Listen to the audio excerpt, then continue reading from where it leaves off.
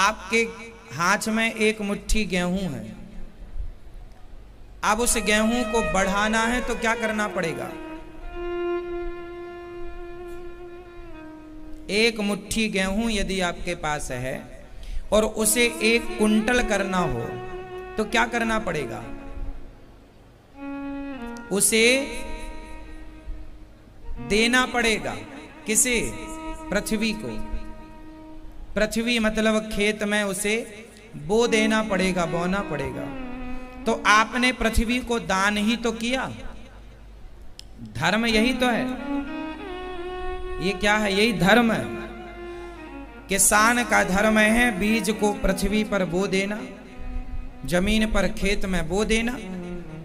और बो दिया तो मुट्ठी भर गेहूं फिर किलो भर बनेगा, फिर किलो भर कुंटल बनेगा, फिर कुंटल से आपका बहुत कुछ हो जाएगा, बढ़ता चला जाएगा। बढ़ाने के लिए देना पड़ा पृथ्वी में। उसी तरह धन जो है, धन भी कब बढ़ेगा? जब आप धन को धर्म से जोड़ते चलेंगे। इसलिए कहा जाता है दान करना चाहिए। धन का 5%, 10% हमें धन को धर्म से जोड़ना ही चाहिए। जिस घर से 5-10% धन धर्म से जुड़ता रहता है, उनके जीवन में ना धन की कमी होती है, ना तो शांति की कमी होती है। धन और शांति उन्हीं के घर कम है जो अपने धन को कभी धर्म से जोड़ते नहीं। भागवत भी नहीं सुनते लोग, एक रोटी किसी को दान नहीं करते लोग, कुछ लोग। तो कैसे बढ़ेगा? बढ़ेगा तब ना जब आप देंगे। धन को बढ़ाने का एक ही उपाय है, धर्म कीजिए। धर्म ही धन को बढ़ाएगा। जो जितना धर्मात्मा होता है वो उतना धनी होता है। आप जितना देंगे। अच्छा ये बताओ, एक कुआं ऐसा है जिससे पानी निकलता रहता है और एक कुआं ऐसा है जिससे पानी नहीं निकलता। तो जिससे पानी नहीं निकलता उसका पानी कैसा होता है? बोलो। जिस कुएं से पानी नहीं निकलता वो कुएं का पानी कैसा हो जाता है? गंदा, खराब, सड़ जाता है। और जिस कुएं से पानी निकलता है रोज पीने के लिए, नहाने के लिए, वो कुआं बिल्कुल शुद्ध होता है उसका जल। उस कुएं में पानी ज्यादा होता है जिससे निकलता है, क्योंकि निकलेगा तो आने के रास्ते खुलते चलेंगे, निकलेगा नहीं तो आने के रास्ते कहां से खुलेंगे? बस यही सिद्धांत है। जो धन को धर्म से जोड़ता है उनका धन पवित्र होता है, और जो धन कमा के रखते ही जाते हैं, 1 रुपए धर्म में नहीं लगाते, उनका धन वैसे ही गंदा हो जाता है जैसे कुएं का पानी गंदा हो जाए बिना निकाले। आप निकालते ही नहीं धन को। इसलिए कहता हूं, आप भी गौरी गोपाल वृद्धाश्रम में जो सेवाएं चल रही हैं, इन सेवाओं से अन्न क्षेत्र, गौरी गोपाल जी की रसोई, वृद्ध माताएं यहाँ रहती हैं, इनकी सेवाएं आपके द्वारा हो सकती हैं। आप भी इस धन को धर्म से जोड़ सकते हैं। अभी गौरी गोपाल गुरुकुल बनने जा रहा है भक्तों। एक ऐसा गुरुकुल बनेगा जिस गुरुकुल से पढ़कर जो बच्चे निकलेंगे, सारे बच्चे निःशुल्क पढ़ेंगे। और वो बच्चे जिनकी आर्थिक स्थिति कमजोर है, जो धन से कमजोर हैं, उन बच्चों को पढ़ाया जाएगा। और वह शिक्षा देने का मेरा प्लान है जो बड़े बड़े लाख रुपए लेकर के जिन स्कूलों में शिक्षा दी जाती है, वो शिक्षा यहाँ बच्चों को निःशुल्क दी जाएगी। गौरी गोपाल गुरुकुल, जो गुरुकुल हमारे यहाँ पहले थे, जो गुरुकुल हमारे यहाँ पहले थे, आज उन्हीं गुरुकुलों की आवश्यकता है। आज जो बच्चे पढ़ते हैं वहाँ केवल शिक्षा होती है, संस्कार रत्ती भर नहीं होते। लेकिन मैं आपको ये बताऊंगा कि स्कूल में जो गौरी गोपाल गुरुकुल होगा उसमें शिक्षा भी होगी और पूर्ण संस्कार भी होंगे कि बच्चा जब यहाँ से पढ़कर बच्चा जाएगा तो उसे ये नहीं बताना पड़ेगा कि माँ बाप को प्रणाम कैसे करना है, अतिथि की सेवा कैसे करनी है। और मेरा उद्देश्य रहेगा कि मेरे गुरुकुल में जो बच्चे पढ़ेंगे वो कभी नौकरी नहीं करेंगे, वो नौकरी लेने वाले नहीं बनेंगे, वो नौकरी देने वाले बनेंगे। मैं उन्हें लेने वाला नहीं बनाऊंगा। ये मेरी जिम्मेदारी होगी कि मैं उन्हें लेने वाला नहीं, मैं उन्हें नौकरियां देने वाला बनाऊंगा। शिक्षा ऐसी ना हो जो आपको नौकर बना दे, शिक्षा ऐसी होनी चाहिए जो आपको मालिक बनाए। नौकरी करने वाला नौकर होता है और नौकरी देने वाला मालिक होता है। नौकरी लेने वाला बड़ा या देने वाला, बताओ जोर से। तो आपकी शिक्षा कैसी है, लेने वाली या देने वाली? हमारी शिक्षा जो हम पढ़ाएंगे बच्चों को, निश्चित हमारे बच्चे कभी कहीं ये नहीं कहेंगे कि जी हमें नौकरी पे रख लो ना, आओ जी आप में टैलेंट है तो हमारे यहाँ नौकरी आप कर लो, आपके अंदर योग्यता है तो आओ। होने को सब हो सकता है, इसलिए कहता हूं आप लोगों के थोड़े थोड़े धन की आवश्यकता है। थोड़ी धन की आहुति आप डालेंगे तो गौरी गोपाल गुरुकुल भी जल्दी तैयार होगा, जहां पर स्वावलंबी बच्चे तैयार होंगे, सेल्फ डिपेंड बच्चे तैयार होंगे। पूरे भारत की शिक्षा एक तरफ और गौरी गोपाल गुरुकुल की शिक्षा एक तरफ होगी, आप देख लेंगे। अभी कहने से कोई फायदा नहीं है, कहने से अच्छा है करके दिखाओ। मैं करके दिखाने पर विश्वास करता हूं, लेकिन फिर भी कहना आपको इसलिए पड़ता है, कहना इसलिए पड़ रहा है ताकि आप लोग भी शिक्षा के प्रति जागरूक बने। आप भी अपने बच्चों को अभी से तैयार करें कि लेना नहीं है नौकरियां, अभी से आप भी तैयार करें, इसलिए हम बता रहे हैं।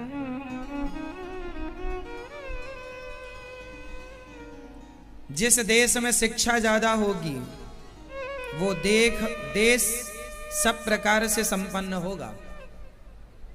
मूल आधार शिक्षा ही तो है, मूल आधार बेस क्या है? शिक्षा। हमारे देश में जब दुनिया नहीं जानती थी पढ़ना लिखना, तब हमारे भारत में लाखों गुरुकुल हुआ करते थे। हाँ या ना? हाँ या ना? होते थे। भगवान राम भी गुरुकुल में पढ़ने गए थे। उस समय वशिष्ठ जी गुरुकुल चलाते थे। भगवान कृष्ण उज्जैन पढ़ने गए थे। उस समय सबसे बड़ी यूनिवर्सिटी उज्जैन हुआ करती थी, जहां सांदीपनी जी पढ़ाया करते थे।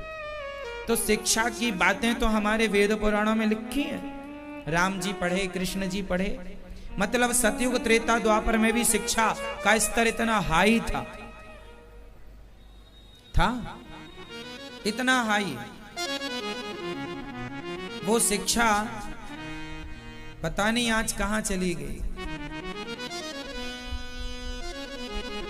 आज की शिक्षा और तब की शिक्षा, आज की शिक्षा से तब की शिक्षा ज्यादा थी। आज तो कुछ भी नहीं है। आज तो हम लोगों ने एक ताजमहल भी ना बना पाए। एक बना है भारत में हमारे, दूसरा कोई बनाया हो तो बता दो। आज की शिक्षा, जबकि उस जमाने में बना था जब कोई टेक्नोलॉजी नहीं थी, तब का बना अजूबा हो गया, आश्चर्य हो गया। आज कोई बनाए कितनी भी बड़ी बिल्डिंग, वो आश्चर्य नहीं होती, वो अजूबा नहीं होती। मतलब आज से ज्यादा ज्ञान तब था ना, जो आश्चर्य बना के चले गए। हाँ या ना? आज के इतने बड़े बड़े इंजीनियर इतना बड़ा बड़ा पुल बनाते हैं, सेतु बनाते हैं, लेकिन राम सेतु की बराबरी कौन सेतु करेगा? तो शिक्षा तब भी थी। ये ओवरब्रिज आज नहीं, तब भी बनते थे। मिसाइलें ये कोई आज ही नहीं, महाभारत में कितनी मिसाइलों का प्रयोग हुआ है, कितने ब्रह्मास्त्र इत्यादि अस्त्रों का प्रयोग हुआ है। ये शिक्षा थी, आज से बेहतर शिक्षा थी।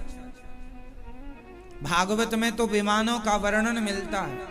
इतने बड़े बड़े विमान होते थे पहले ऋषि मुनियों के पास, जिसमें 10-10, 20-20 तो बड़े तालाब होते, स्विमिंग पूल जिसको कहते हैं, उसके अंदर। और वो डीजल पेट्रोल से नहीं, मन से चलता था, मन से कनेक्ट होता था। ये सारे आविष्कार ऑलरेडी थे। बस ये आपसे निवेदन करूं, आज भी बहुत कुछ अभी शोध करने को बकाया है। यदि हम देश के लोग यदि निंदा चुगली से समय निकाल लें तो आप बहुत बड़े बड़े आविष्कार अभी भी कर सकते हैं मेरे भाई। अभी भी बहुत कुछ बाकी है खोजने के लिए। आप ये ना सोचें कि अमेरिका, नासा, जर्मनी ने सारा खोज लिया, हम क्या खोजें। अभी तो कुछ भी, समुद्र की एक बूंद भी नहीं खोजी गई, अभी तो पूरा समुद्र बाकी है आपके लिए। लेकिन कब? जब आपको क्रिकेट देखने से समय मिल जाए तब, जब आपको प्रपंच करने से समय मिल जाए तब, निंदा चुगली करने से समय मिल जाए तब।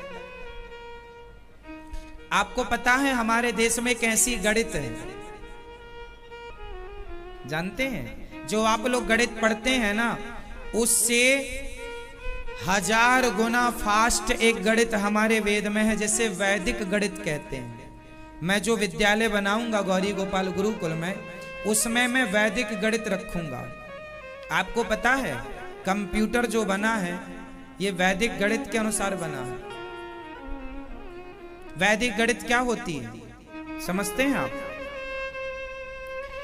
जो सामान्य गणित हम जो देखते हैं, ये कोई भी सवाल का आंसर देने में इसको इतना स्पेस लगता है, इतनी जगह लगती है।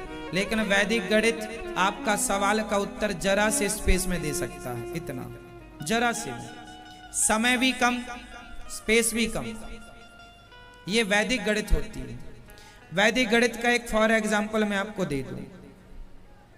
नासा आज ये बता पाता है कि सूर्य ग्रहण कब पड़ेगा और चंद्र ग्रहण कब पड़ेगा। ये नासा बताता है अभी मतलब 40 साल से बता रहा है।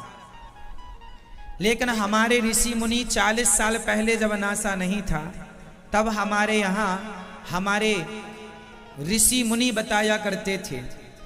क्या 40 साल पहले सूर्य ग्रहण नहीं पड़ता था? क्या 100 साल पहले सूर्य ग्रहण नहीं पड़ता था? जब नासा नहीं था तब भी सूर्य ग्रहण था। तब कौन बताता था? तब हमारे भारत में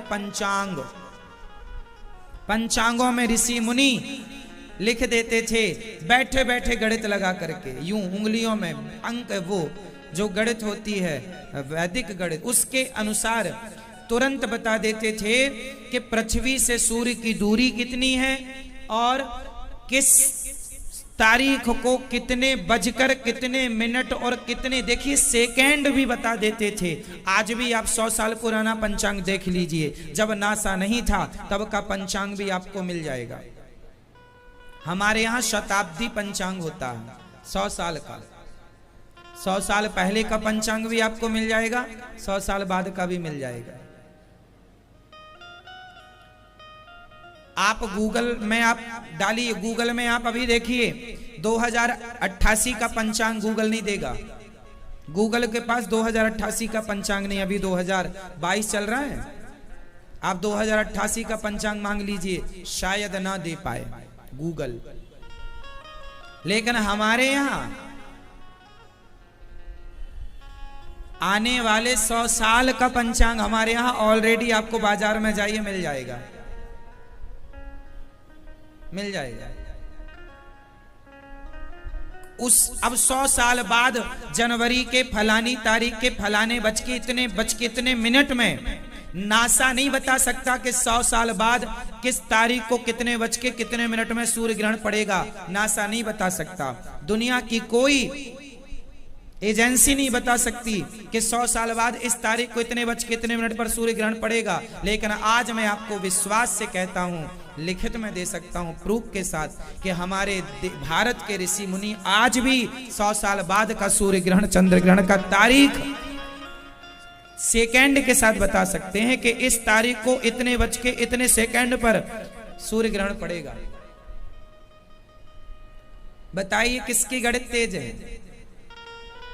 हमारी गणित तेज है, भारत की गणित तेज। लेकिन इस गणित को इग्नोर कर दिया गया, नजरअंदाज कर दिया गया।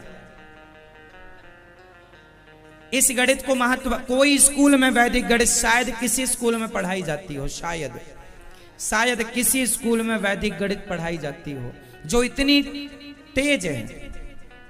मेरे पास एक और फॉर्मूला है, मेरे पास समय नहीं होता ना काम करने के लिए, उन फॉर्मूला रखा हूं मैं, जब बच्चे आएंगे मैं दूंगा उनको। मेरे पास एक ऐसा फॉर्मूला है, मैं स्वयं, अब मैं यदि समय देके तैयार कर लूं तो मैं बिना कैलेंडर देखे, मैं बिना पंचांग देखे, मैं बिना कुछ देखे मैं बता सकता हूं आज के 100 साल पहले का, कि आप मेरे को तारीख बताएंगे कि 1903 5 जनवरी 1903 5 जनवरी 1903 5 जनवरी को दिन कौन सा था? आप मेरे से पूछेंगे तो मैं बता दूंगा। 1903 के 5 जनवरी के दिन कौन सा था? संडे था कि मंडे था? बिना पंचांग देखे, बिना कैलेंडर देखे मैं बता दूंगा, फिर आप मिला लेना, वही आएगा। ये मेरे पास विद्या है, पर रखी है बच्चों के लिए, समय लगता है ना इसके लिए। अब वो समय अलग से है नहीं मेरे पास कि मैं उसको समय दे पाऊं, इसके लिए समय देना पड़ता है, कुछ चीजें याद करनी पड़ती हैं। मैं 100 साल पहले का भी दिन बता सकता हूं, 100 साल बाद का भी दिन बता सकता हूं। आप मेरे को केवल डेट बताइए, मैं दिन बता दूंगा आपको। इस प्रकार की विद्याएं हमारे यहां मौजूद हैं, मैं काम करता हूं इस विद्या पर। आप सीखना चाहेंगे, जब मेरे बच्चे गौरी गोपाल गुरुकुल बनेगा तो मैं अपने बच्चों को वो कैलेंडर नहीं देखेंगे, वो तो जी तारीख देख करके, तारीख सुन के बता देंगे कि क्या दिन रहा होगा, और वो भी 20 सेकंड के अंदर। वो भी कितने देर में? ज्यादा से ज्यादा 20 सेकंड, कम से कम 10 सेकंड, 10 सेकंड या 20 सेकंड के अंदर। मैं ही अभी 50 साल का तो मैं अभी बता सकता हूं, अभी मेरे पास सब फॉर्मूले लिखे हुए हैं, याद करने का समय नहीं होता। याद किया भी था, मैं करने भी लगा था, लेकिन फिर इस विद्या की जरूरत थी नहीं, तो विस्मरण हो जाती हैं चीजें। जो विद्या चलती रहे वो याद रहती है, वरना विस्मरण हो जाता। अब इसका कोई उपयोग है नहीं तो विस्मरण। बाकी अभी मैं 50 साल का तो अभी मुंह जवानी बता दूंगा आपको। आप मेरे से पूछ लीजिएगा अभी, जब भी पूछना हो आपको। मैं बताने भी लगा था, प्रश्नोत्तरी में भी आपने पिछली प्रश्नोत्तरी में सुना हो तो मैंने शुरू भी किया था, बताना शुरू भी कर दिया था। लेकिन मैं चाहता हूं कि इस विद्या का प्रचार हो। ये वैदिक परंपराएं हैं, लोग जिसे इग्नोर करते हैं ना, हमारे वैदिक परंपरा में बहुत कुछ है, वो ज्ञान भरा पड़ा है जिसकी कल्पना नहीं कर सकते। आप दांतों तले उंगली दबाएंगे, कैसा भी हो सकता है। हाँ, हो सकता है। बहुत कुछ है देने के लिए, बस लेने वाले तैयार हों तो देने में बहुत कुछ है। ठीक है? अच्छा, तो गौरी गोपाल गुरुकुल जल्दी से बनेगा, आप लोगों का सहयोग, आप लोगों का आशीर्वाद रहेगा तो जल्दी तैयार हो जाएगा। इसलिए धन का 5% 10% धन को धर्म से जोड़ा करो, जोड़ना आवश्यक है। धन धर्म के बिना अधूरा है। तो धर्म अर्थ काम, जो धर्म से चलेगा, अर्थ धर्म युक्त कमाएगा, जो काम धर्म अनुसार करेगा उसका मोक्ष निश्चित है। धर्म अर्थ काम मोक्ष। श्री सुखदेव भगवान ने राजा परीक्षित से कहा, राजन तुम्हारा, कल हमने सुना कि ध्रुव जी महाराज ने छोटी सी आयु में भगवान से मिलकर भगवान से कहा, प्रभु हमें अपनी भक्ति देकर कृतार्थ करो। ध्रुव जी महाराज ने भक्ति प्राप्त की और खूब आनंद से ध्रुव जी ने भगवान के परम धाम अपने भाइयों के दुश्मनों को मारकर भगवत धाम को ध्रुव जी चले गए। मृत्यु को जीतने की भी परंपरा हमारे यहाँ रही है। ध्रुव जी ने जीत लिया मृत्यु को। ध्रुव जी ने मृत्यु को जीत लिया। श्री ध्रुव जी महाराज मृत्यु के सिर पर पांव रखकर भगवत धाम को चले गए। ये ध्रुव जी महाराज का पावन चरित्र है। ध्रुव जी महाराज के बाद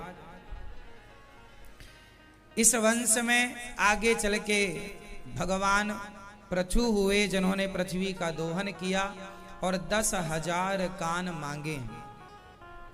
10,000 कान मांगे हैं। इसके बाद प्राचीन बरही की चर्चा है और अब मनु जी महाराज का पावन चरित्र। मनु जी के दूसरे पुत्र का नाम है प्रियव्रत। प्रियव्रतो भागवत आत्मा रामः कथं मुने ग्रहे रमतयन्मूलः कर्मबन्धा पराभवः। प्रियव्रतो भागवत आत्मा रामः कथं मुने। प्रियव्रत जी महाराज तो आप्त काम आत्मा राम थे। उन्होंने विवाह कब किया? विश्वकर्मा की पुत्री वर्हिष्मती से प्रियव्रत जी ने विवाह किया। इन्हीं के वंश में बड़े बड़े राजा हुए। भगवान ऋषभदेव हुए और ऋषभदेव जी ने 100 पुत्र हुए हैं भगवान ऋषभदेव जी के। सबसे बड़े का नाम है भरत। हमारे देश का नाम पहले क्या था? हमारे देश का नाम पहले ये कौन सा खंड है? अजनाभ खंड, जम्बूद्वीप। हमारे देश का नाम था पहले आर्यवर्त। फिर देश का नाम पड़ा भारत। फिर देश का नाम पड़ा हिंदुस्तान। फिर हमारे देश का नाम पड़ा इंडिया। ये समय काल परिस्थिति के अनुसार नाम बदलते चले गए। समय काल परिस्थिति। हमारे देश में 3 भरत हुए हैं। शकुंतला नंदन भरत, राम जी के भैया भरत, और श्री जड़ भरत जी, जिनका इतिहास अब हम आपसे कहने जा रहे हैं। श्री भरत जी महाराज, भरत जी महाराज जो हुए हैं, भरत जी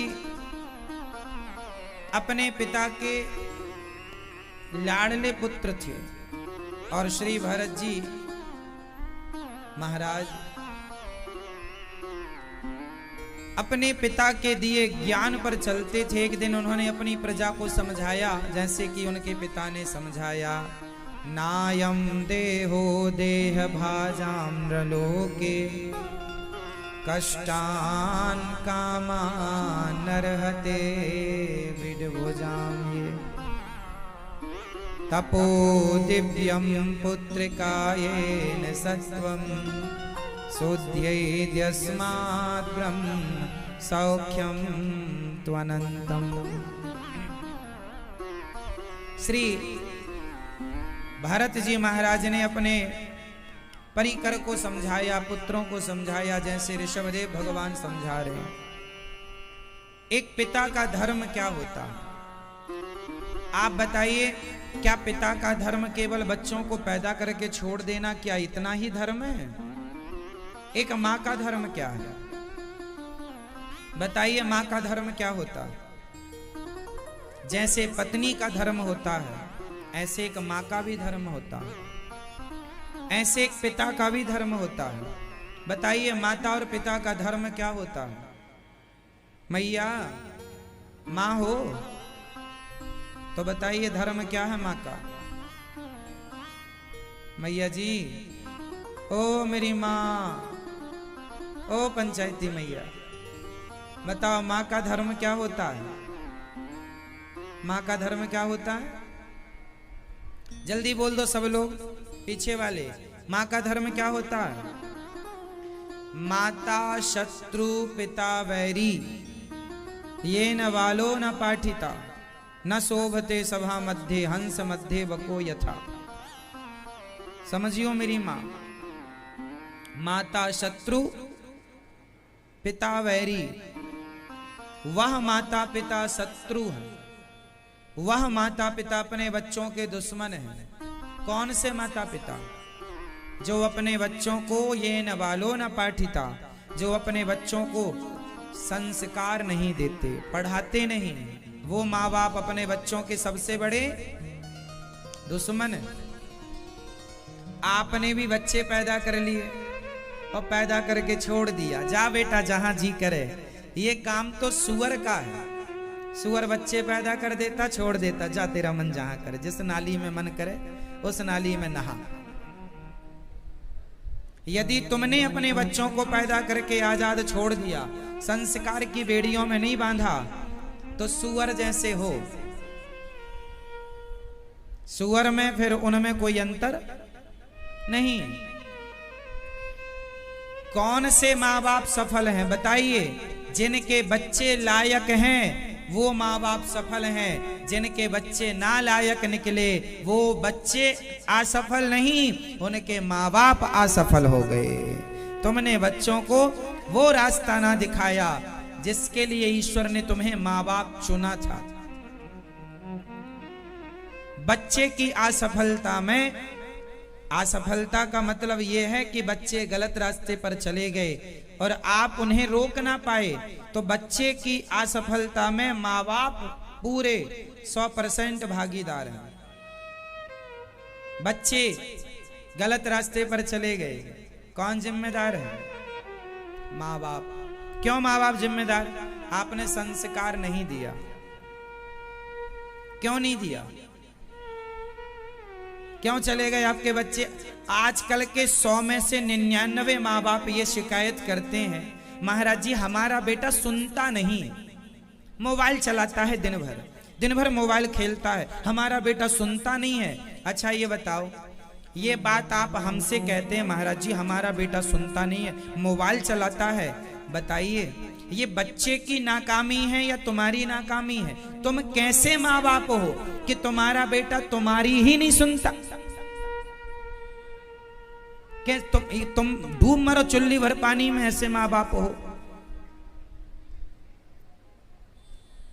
तुम जैसे नालायक माँ बाप के कारण बच्चे नालायक हो जाते हैं। माँ बाप लायक हो और जिम्मेदार माँ बाप हो तो बच्चा कभी गलत रास्ते नहीं जा सकता।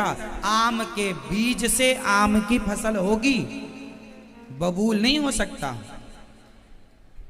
आम के बीज से फसल किसकी होगी? आम की। यदि तुम अच्छे हो तो तुम्हारी औलाद अच्छी ही होगी, यदि औलाद बिगड़ गई तो बीज ही गड़बड़ था, गलत था, तुम ही गलत थे, तब वो गलत रास्ते पर चला गया। तुम में खोट थी, क्योंकि बीज खोटा होगा तो फसल भी खोटी आएगी। हाँ या ना? कमी संतान में नहीं है, माँ बाप में कमी है। आपने बच्चों को इतना मोबाइल दिया है कि अब उनकी आदत हो गई है, अब छीनते हैं तो उन्हें गुस्सा आता है। दिया ही क्यों इतना? पहले से कंट्रोल क्यों नहीं किया? गलती पर थप्पड़ क्यों नहीं मारा? डांटा क्यों नहीं? क्यों सिर पे चढ़ाए रखा? यहां चढ़ाओगे। कहावत है गांव की, छानी में होरा भूंजेंगे। छानी जानते हैं? छानी नहीं जानते। जैसे आज छत होती है ना, ऐसे पहले खप्पर वाले घर होते थे, तो खप्पर वाले घर ऊपर को छानी कहते थे। छानी, छानी में होरा भूंजना। होरा जानते हैं? चने को भूंजते हैं और भूंज कर उसे खाते हैं, उसे होरा कहते हैं। चने का सीजन आता है, मटर का सीजन आता है, उसे आग में भूंज कर खाते हैं, ऐसी दाना सहित, अर्थात उसकी ऊपर की छिलका सहित भूंजते हैं, फिर उसे खाते उसे होरा कहते हैं। तो कुल मिलाकर कहावत गांव की है, बच्चे जब बिगड़ जाते हैं तो लोग कहावत छानी में होरा भूंज रहा है, छानी में होरा भूंज रहा है, मतलब घर में आग लगा रहा है। अब छानी में होरा भूंजेगा तो आग तो लग जाएगी। तो पुरानी कहावतें हैं, छानी में होरा भूंजना, ये कहावत। तो आपके बच्चे भी छानी में होरा भूंज रहे हैं, माँ बाप की सुनते नहीं। माँ बाप, आजकल के माँ बाप भी ऐसे ही, दिन भर मम्मी खुद व्हाट्सएप चलाती है तो बच्चे को भी लगता मैं भी चलाऊं। दिन भर मम्मी फेसबुक चलाती है, वो भी चलाएगा। तुम ही कम करो ना, तुम ही कंट्रोल करो। सुनता महाराज जी, हमारा बेटा सुनता नहीं। अरे क्या मजाल के नहीं सुनता, 2-4 थप्पड़ पड़ जाएंगे, मजेदार क्यों नहीं सुनेगा। उल्टा लटका के मिर्ची का धुआं दे दो, देखो कल से कैसे नहीं सुनता। समुद्र भी नहीं सुन रहा था राम जी की। राम जी विनय न मानत जलधि जड़ गए, 3 दिन बीत। राम जी हाथ जोड़े, समुद्र प्रसन्न हो जा, रास्ता दे दे लंका जाने की। नहीं माना, और राम जी ने निकाल लिया बाण, सुखा देंगे मूर्ख, पूरा सुखा देंगे। कांपता हुआ, हे भगवान क्षमा करो क्षमा करो। प्यार से 3 दिन बैठे रहे, नहीं माना, और एक बार गुस्सा किया हाथ जोड़ के। कुछ लोग बातों से मानते नहीं, लाते ही चाहिए। बातों से समझाओ अपने बच्चों को। पहले के बाप अच्छे होते थे, जूते से मारते थे। ले जी, आपको पड़े हैं जूते? आपकी माँ मारती रही जूते से भैया मारती थी आप?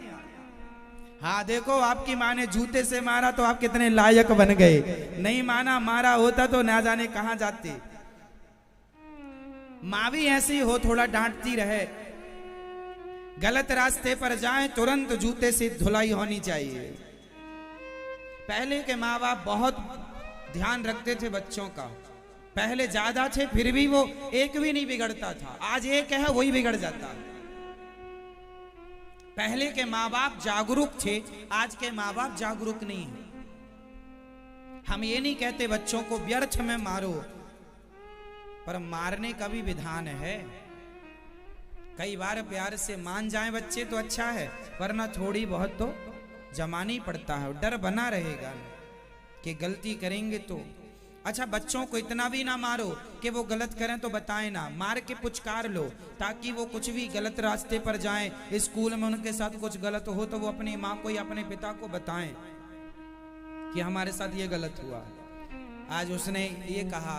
बच्चों को माँ बाप को बच्चों से इतना घुल मिल जाना चाहिए कि हर बात बच्चे आपसे शेयर करें। आज के युग में बच्चों को सही रास्ता दिखाना, सही रास्ते पर चलाना, ये माँ बाप के लिए बहुत बड़ी चुनौती है। संस्कार देना ये बड़ी चुनौती है। अब आप दे सको तो सफल माँ बाप हो, और नहीं दे सको तो असफल हो।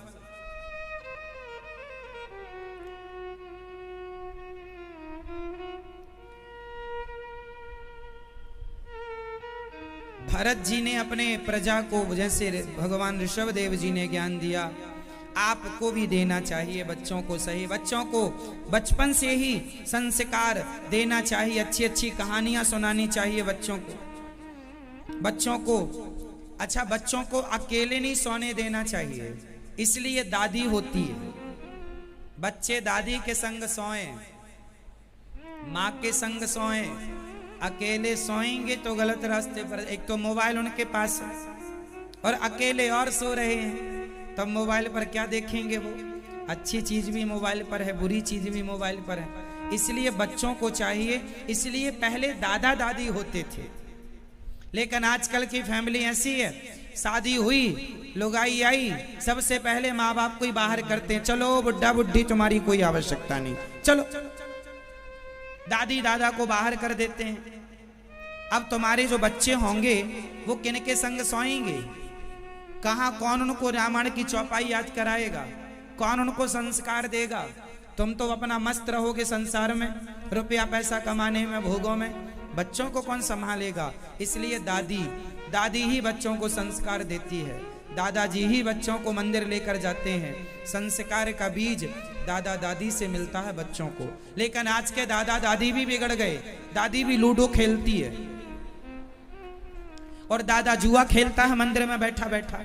ये कलयुग का एक आदमी नहीं बिगड़ा, सब बिगड़ गए। दादा भी अपने पद से भ्रष्ट हो गया और दादियों को भी पंचायत से अब फुर्सत नहीं है। और मम्मी पापा तो फेसबुक व्हाट्सएप में लगे ही। अब बच्चे जाएं तो जाएं कहां, उन्हें ज्ञान दे तो दे कौन, संस्कार देगा कौन। फिर कुल मिला के आप एक मोबाइल पकड़ा देते हैं बच्चों को, वो मोबाइल में गेम खेलते हैं, मोबाइल में वो सब चीजें देखते हैं, वहीं से उनके संस्कार बिगड़ जाते हैं। आपकी जो जरूरत से ज्यादा जो आपका सुख है ना, वही आपके दुख का कारण है। आज लोग परिवार में मिलके रहना नहीं चाहते, सबको अलग सेपरेट रूम चाहिए, सबको सेपरेट घर चाहिए। माँ बाप के संग भी लोग नहीं रहे। आज की बहुएं अपने सास ससुर के संग नहीं रहती, जेठानी देवरानी के संग उन्हें पसंद ही नहीं, अकेला मौज करेंगी। आजकल क्या क्या चल रहा है जमाने में, बड़े बड़े शहरों में तो बड़ा कुछ हो रहा है, कहा भी नहीं जा सकता ऐसा हो रहा है। इसलिए घर में कंबाइंड होना जरूरी है, परिवार संयुक्त परिवार जरूरी है, दादा का होना दादी का होना। जब इसलिए घर बड़ा, पहले के लोग बड़ा घर बनाते थे पहले। अब आप कहेंगे महाराज जी बजट ज्यादा था, बड़ा घर, चलो कोई बात नहीं, घर छोटा हो बड़ा हो, पर फिर भी उस घर में आपकी माँ तो रह ही सकती है कितना भी छोटा घर हो, आपके पिताजी तो रह ही सकते हैं कितना भी छोटा घर हो, बस वो रहे। संस्कार देगा कौन, पूरे को शरीर कहते हैं। तो ये बताओ मरता कौन है, आत्मा या शरीर। मृत्यु किसकी होती है, लोग कहते हैं मर गया, कौन मर गया, शरीर मर गया, आत्मा नहीं मरी। कौन मर गया, शरीर मर गया, आत्मा नहीं मरी। तो आत्मा कहां चली गई, यहां से निकल कर कहां चली गई, ऊपर कहां, कितने ऊपर, आत्मा कहां चली गई, मैं ये बताएंगे। हाँ यमलोक, हाँ आत्मा कहां चली गई, आत्मा चली गई अपना, आत्मा निकलकर हमारे सूक्ष्म शरीर में प्रवेश कर जाती है। स्वर्ग और नरक कौन जाता है, शरीर, आत्मा या सूक्ष्म शरीर। इन तीनों में सूक्ष्म शरीर होता है सबके अंदर। आपने जब सपना देखा था तो आपका एक शरीर कमरे में सो रहा था, एक शरीर से आप सपना देख रहे थे, तो वो भी तो एक शरीर था आपके पास जिससे आपने स्वप्न को देखा। आपने कभी सपना देखा है तो किससे देखा है, इस शरीर से या सूक्ष्म शरीर से। आप हरिद्वार चले गए सपने में तो कौन चला गया, आप तो घर में ही थे, आपकी बॉडी तो घर में ही पड़ी थी, कौन चला गया, सूक्ष्म शरीर है सबके अंदर, आपके अंदर है कि नहीं। आपने कभी सपना देखा बेटा, सपने में हम लोग बाहर चले जाते हैं कहीं कहीं कहीं कहीं, तो कौन भटक रहा है ये, सपने में हम लोगों को डर भी लगता है, कई बार हम लोग भागते भी हैं सपने में, कौन है ये, सूक्ष्म शरीर। तो आत्मा निकलती है, सूक्ष्म शरीर में जाकर प्रवेश करती है और सूक्ष्म शरीर जाकर यमपुरी में अपना पूरा लेखा जोखा हिसाब किताब देता है। 10 साल का, 20 साल का, 50 साल का, 100 साल, जितना भी आप रहे हैं पूरा हिसाब देगा। आपने कितना पुण्य किया है, कितना पाप किया है, पूरा यमराज जी वहां हिसाब लेते हैं बैठकर। इतना पुण्य किया, पुण्य अलग कर दिया, इतना पाप, वहां पर आप झूठ नहीं बोल सकते, क्योंकि वहां भगवान जो यमराज जी का सॉफ्टवेयर है ना, बड़ा अपडेट है। वो यहाँ आप यहाँ कर रहे हैं, वहां सब लोड हो रहा, डाउनलोड वहां हो रहा। यहां आप कर रहे हैं, वहां सब। बोलो हाँ या ना। जैसे हम लोग व्हाट्सएप में कोई मैसेज भेजते हैं ना, हम मैसेज भेजकर आपको डिलीट भी कर दें तो वो व्हाट्सएप के पास सेव रहता है फाइल, हाँ या ना। आप व्हाट्सएप पर कोई चीज भेजते हैं मैसेज इत्यादि और आप डिलीट भी कर दें दोनों लोग अब, तो भी व्हाट्सएप के पास वो डेटा मौजूद होता है, हाँ या ना। यही है, आपने किसके संग अच्छा किया, किसके संग बुरा किया, आप अच्छा बुरा करके भूल भी गए और वहां डेटा बिल्कुल साफ साफ रिकॉर्ड हो रहा है ईश्वर के पास। वो पूरा गवाही देता है कि आपने इस तारीख को इतने बज के इतने मिनट में पाप किया था। कौन सा पाप किया था? ये वाला। कमरे के अंदर किया था कि कमरे के बाहर, अंधकार में किया था कि प्रकाश में, सब लिखा पूरा, एक एक सेकेंड का हिसाब वहां है ना। तो वहां जाने पर हमारा डेटा खुल जाता है, पूरा हिसाब किताब होता है, उसके अकॉर्डिंग हमें नेक्स्ट जन्म प्राप्त होता है। नेक्स्ट योनि मिलती है। पाप ज्यादा है, माना कि आपके 5 किलो पाप निकले, आपके कितने पाप निकलेंगे जब हिसाब किताब होगा? फिर भी एक अंदाजा बताइए, किलो, 2 किलो, 5 किलो, 10 किलो या 250 ग्राम? 5 किलो निकलेंगे आपके। और पुण्य कितने निकलेंगे आपके?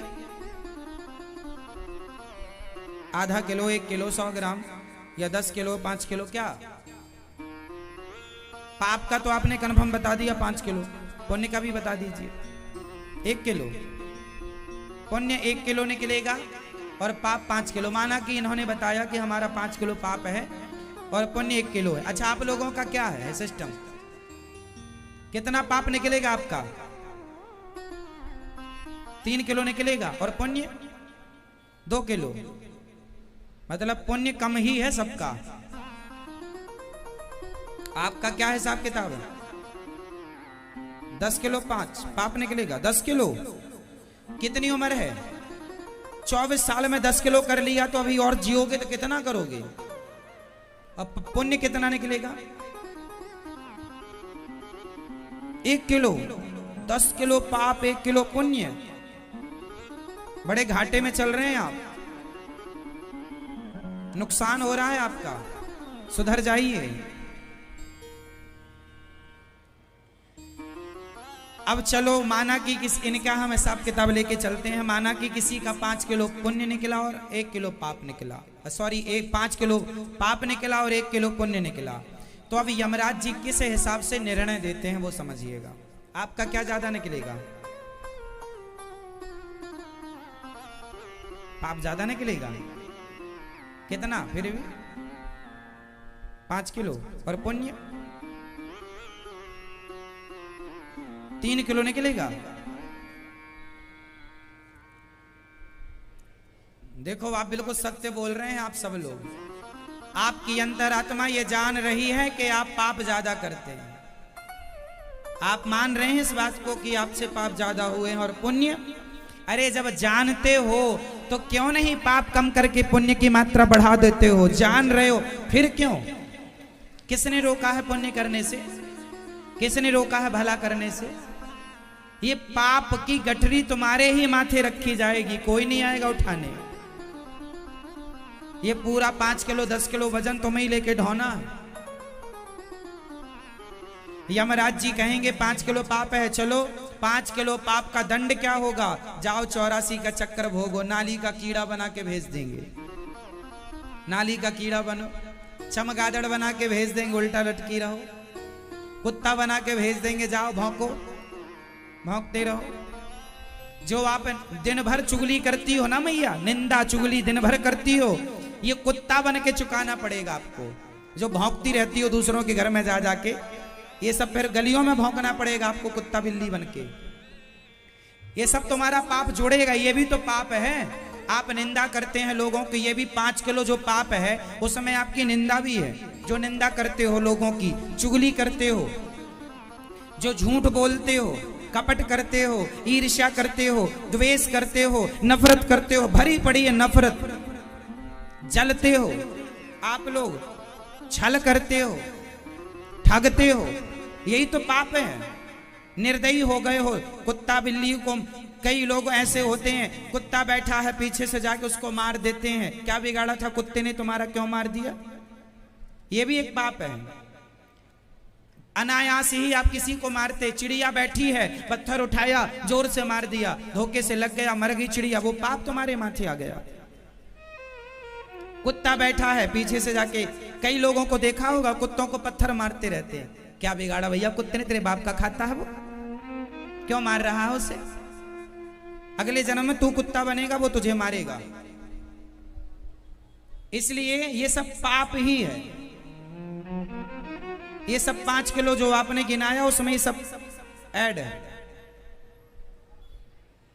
तो 5 किलो पाप का फिर हिसाब किताब भोगना पड़ेगा। जैसे आप चुगली करते हैं, निंदा करते हैं, तो निंदा चुगली के लिए फिर कुत्ता बनना पड़ेगा आपको। हाँ, क्या बनना पड़ेगा?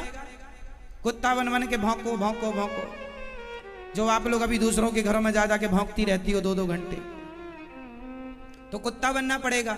इसलिए चुगली उगली बंद कर दो, नहीं कुत्ता बनने की लिस्ट में नाम हो चुका है आपका, अभी भी डिलीट हो सकता है यदि सुधर जाओ तो। पुण्य बढ़ा लो, पाप कम हो जाएंगे। झूठ बोल के जो आप लोग कर रहे हैं, झूठ बोलने वाले को भगवान उल्टा लटकाते हैं। चमगादड़, चमगादड़ जो होती है ना, उल्टा लटकती है। झूठ बोलता है जो, उसे चमगादड़ बनाते हैं, कोरोना फैलाती रहती है फिर चमगादड़। तो आप लोगों को उल्टा लटकाएंगे भगवान। मैया आप झूठ बोलती हो, चमगादड़ बनना फिर अगले जन्म में। मैया आप, ये मैया सो रही हैं क्या? मेरी माँ आप झूठ बोलती हो, नहीं फिर आप नहीं बनोगी चमगादड़। मैया आप बोलती हो झूठ, झूठ बोलते हो तो चमगादड़ बनोगे। ये मजाक नहीं कर रहा हूं मैं, निश्चित है भाई। 5 किलो पाप का हिसाब तो 84 लाख योनियां भोग की चुकेगा ना भाई। कपड़ा गंदा हो गया है तो धोबी घाट में धोबी ले जाएगा तो आरती तो उतारेगा नहीं, जय कपड़ा देवा है, उसे तो उठा उठा के दे, ये पटका ये पटका, तब ना साफ होगा। तो तुमने जो पाप किया है वो पाप तो धुलाई से ही साफ होगा। तो 84 लाख योनियां इसलिए तो बनी है कि तुम्हारी धुलाई हो जाए। भगवान का हिसाब किताब थोड़ा अलग है। जैसे हमारे यहाँ कोई गलत कर ले तो उसे जेल में भेज दिया जाता है, ईश्वर का जेल 84 लाख योनियां ये जेल ही है। नाली का कीड़ा बना के भेज देंगे, ये जेल है, भोगते रहो अपना पाप का दंड भोग रहे हो। बंदर बना देंगे, घूमते रहो। थोड़ा बहुत पुण्य किए होंगे तो वृंदावन का बंदर बना के भेज देंगे, चलो यहाँ अच्छा हो जाएगा, बाकी तो फिर वहां भटकते रहो। ठीक है, पापी लोग जाकर के 84 लाख योनियां भोगते हैं, लेकिन उनमें भी जो पाप कर तो लिया है पर पाप का पश्चाताप था, अरे राम राम मैंने गलत कर लिया। फिर जैसे आपको कुत्ता तो बनना पड़ेगा, जैसे आप चुगली करती हो, निंदा करती हो, तो कुत्ता तो बनना पड़ेगा। लेकिन आपको बड़ा है भगवान मैंने बड़ा गलत किया, समय बर्बाद कर दिया, मैंने बड़ा है भगवान क्षमा कर दो, मैंने चुगली की, निंदा की, मैंने बड़ा गलत कर दिया, तो भगवान तुम्हें फिर वृंदावन का कुत्ता बना के भेज देंगे। चलो गलती की है पर गलती को मान लिया तो वृंदावन का तीर्थ में भेज देंगे, जाओ प्रसादी मिलती रहेगी तुम्हें, भक्तों का दर्शन होता रहेगा। भाई वृंदावन का कुत्ता भी कोई सामान्य कुत्ता नहीं, पुण्य किया होगा तब तो वृंदावन का वास कर रहा है। आप मनुष्य होके वृंदावन का वास नहीं कर पा रहे हैं, वो कुत्ता होके कर रहा है, तो कोई तो पुण्य किया होगा, नहीं तो तीर्थ का वास सहज में नहीं मिलता। तो ये जो जैसे चमगादड़ तो बननी पड़ेगी, हे झूठ बोला, हे भगवान हे बिहारी जी क्षमा कर दो, अब हम बहुत ज्यादा अपराधी हो गए हैं, तो भगवान फिर वृंदावन का ही चमगादड़ बना देंगे आपको, चलो यहीं किसी मंदिर में लटकी रहना, उल्टा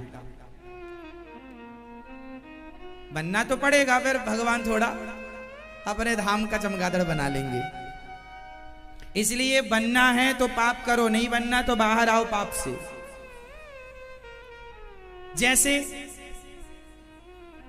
जैसे लोग सोते ही रहते हैं। कथा हो रही है, कथा नहीं सुनेंगे, सो लें जरा, घर में टीवी लगी है, मोबाइल पे कथा नहीं सुनेंगे, बस सोएंगे, दिन भर सोएंगे, रात भर सोएंगे। ऐसे लोगों को भगवान अजगर बनाते हैं। कथा छोड़ के भी तुम सो रहे थे, जाओ अजगर बन जाओ, अजगर। ऐसे 84 लाख योनियां होती हैं। तो अब आप लोग अपने हिसाब से देख लेना अगली बार आपको क्या बनना है। जगह वगैरह यदि चमगादड़ वगैरह बनना हो तो अपने लिए कोई खंडहर मंदिर देख लेना जहां का आपको लटकना हो उल्टा। अभी से अपनी प्लानिंग कर जाओ। इसलिए ना करना मेरी माँ उल्टे काम। भोगना तो पड़ेगा, कोई चाहे तुम्हारा कोई भी हो। पितामह भीष्म जैसों को भोगना पड़ा तो बचेगा कोई नहीं। जब उनको भोगना पड़ा तो हम अरे गहरे नथु खैरे की बात क्या है, कौन बचेगा। कर्म दंड तो दशरथ जी को भोगना पड़ा। कर्म दंड किसको भोगना पड़ा? राम के पिता दशरथ जी को कर्म दंड भोगना पड़ा। तड़प तड़प के मरना पड़ा श्राप के कारण। क्यों जी? जब कर्म दंड उन्हें भोगना पड़ा जो भगवान के बाप थे, तो हमारा तो क्या होगा, है ना। मैया तेरा क्या होगा रे कालिया।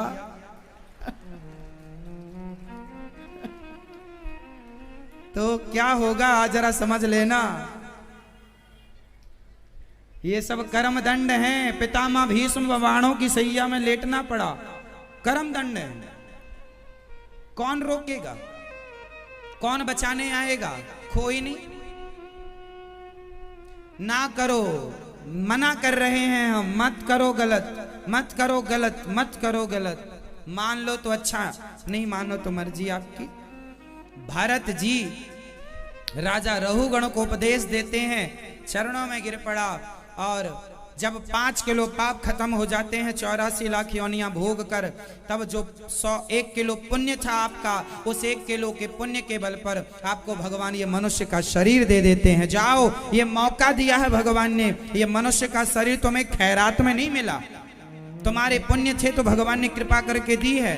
अब अच्छा कर लो तो 84 के चक्कर से मुक्त हो जाओ। यहीं उलझे रहोगे क्या 84 के चक्कर में? ये मनुष्य का शरीर कैसा है? सप्लीमेंट्री।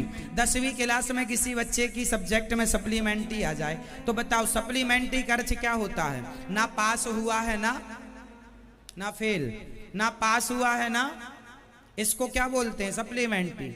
सप्लीमेंट्री आ गई, अब क्या उसे एक मौका और दिया जाएगा उस सब्जेक्ट में, वो मौका दिया जाएगा। अब कर ले बेटा, अच्छा यदि ये कर लिया तो पास हो गया, और नहीं किया फिर के साल बर्बाद। अब उसी साल में चल रहा है सन 1 पाठ 1 शुरू कर। उसी तरह ये मनुष्य का तन सप्लीमेंट्री की तरह है। ना तो तुम अभी पास भय हो, ना तो तुम अभी फेल भय हो। यदि इस मनुष्य का तन पाके अच्छे नंबर ले आए तो भगवत धाम की प्राप्ति हो जाएगी, मोक्ष मिल जाएगा। जिस मोक्ष को बड़े बड़े साधु संत ऋषि मुनि प्राप्त करते हैं, वो मोक्ष आप गृहस्थ जीवन में सहज में भगवत भक्ति करके प्राप्त कर सकते हैं। और यहां फेल हो गए तो फिर नाली का कीड़ा से पाठ 1 शुरू होगा। नाली का कीड़ा लेसन 1 है, पाठ 1। कितने पाठ होंगे फिर? 84 लाख पाठ होंगे। बताओ कितने पाठ होंगे? 84 लाख पाठ पढ़ने पड़ेंगे, तब जाके 84 लाख पाठ पढ़ने के बाद तब ये मनुष्य का शरीर मिलेगा वापस। बड़े भाग्य मानुष तन पावा, सुर दुर्लभ सद ग्रंथ निगावा। दुर्लभो मानसो देहो देहि नाम क्षण भंगुरा, तत्रापि दुर्लभम मन्ये वैकुंठ प्रिय दर्शनम। बड़े भाग्य से 84 लाख योनियों के बाद ये मनुष्य का तन मिलेगा, और ये तन मिल जाएगा। और इस तन को पाके बैकुंठ ना पाया तो इससे बड़ा नुकसान, इससे बड़ी क्षति कुछ नहीं हो सकती। आपकी सबसे बड़ी क्षति नुकसान ये है कि आप मनुष्य का तन पाके मोक्ष ना पाए तो मनुष्य बनना बेकार हो गया। पालो मेरी माँ, ओ मैया, हाथ मिला रही है। अच्छा सुनो, भगवान से अब हाथ मिलाना जल्दी से। कथा सुनो और भगवान का चिंतन करना सबसे मन हटा के। मोक्ष पाना है, किस किस को पाना है? भगवान के चरण पाएंगे। ये मैया हाथ नहीं उठा रही है, नहीं महाराज हम तो पप्पू की मम्मी फिर से बनेंगे, एक बार फिर आओगी संसार में।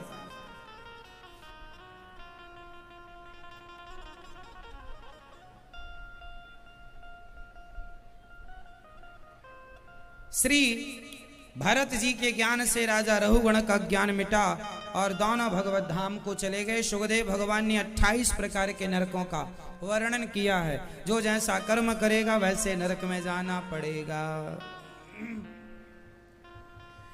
अब कोई नरक में जाने से, अच्छा ये बताओ, अब आपको नरक जाने से बचना है कि नहीं? कौन कौन बचना चाहता है? मैं उपाय बता दूं फटाफट। देखो, हमने तो कोई ना कोई पाप किया ही होगा, जाने अनजाने में हमसे कोई ना कोई पाप तो बना ही होगा। तो बचने का उपाय क्या है? एक ही उपाय है बचने का। क्या? भगवान का नाम। किसने नाम लिया तो बच गया? कान्य कुब्जे ध्वज कश्चित दासी पति रजा मिला नामना नष्ट सदाचारो दास्याः संसर्ग दोषितः।